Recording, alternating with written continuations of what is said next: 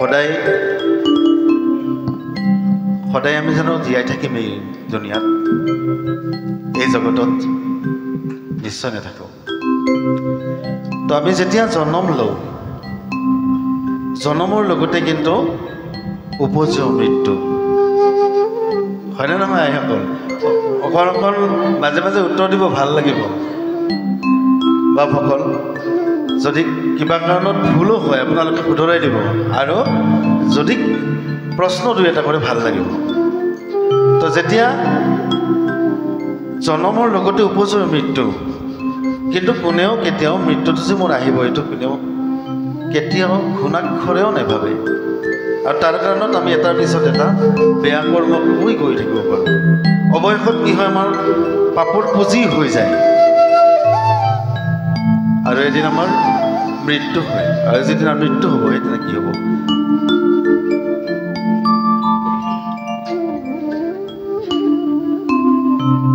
চোতাল পৰিব ভৰি, যেতিয়া ভিতৰত এইটো আনি হোৱা চোতালত থ'ব, তেতিয়া জ্ঞাতি কুটুম্ব আহি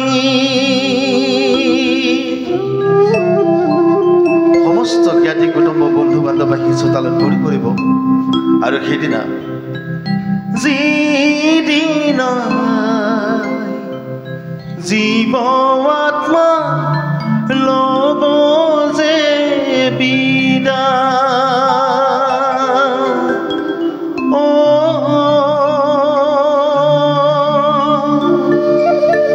আৰু পুত্ৰ ভাজাই কি কৰিব? পুত্ৰ ভাজাই কান্দিব বিনা।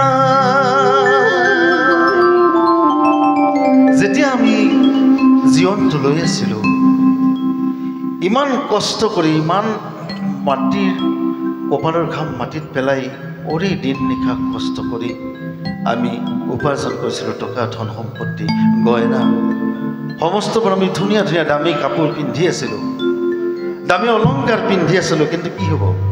সকলোবোৰ সলুকাই বগা কাপোৰৰ তলত শুৱাই থ'ব। চোৱা চোৱা মন ভাই,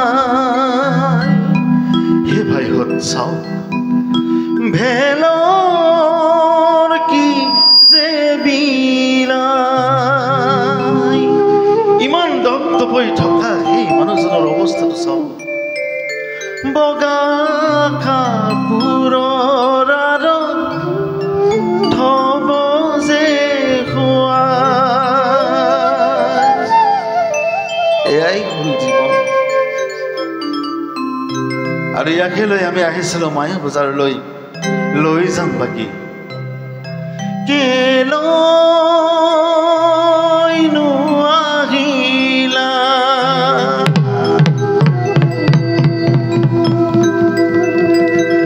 ভাৰতৰ মাজলৈ, আৰু এদিন যাবা সকলো এৰি সমস্তবোৰ থৈ আমি যাব লাগিব নিজৰ ঘৰলৈ। আৰু মাথন দুটা বস্তুহে আমি নিব পাৰিম লগত, সেই দুটা কি জানেনে? পাপ পুণ্যৰ টোপোলা। মাথন এই টোপোলাটোহে আমাৰ পৰম ধন, লগত লৈ ওলাবা। নিজৰ ঘৰলৈ যাব লাগিব। কেতিয়া?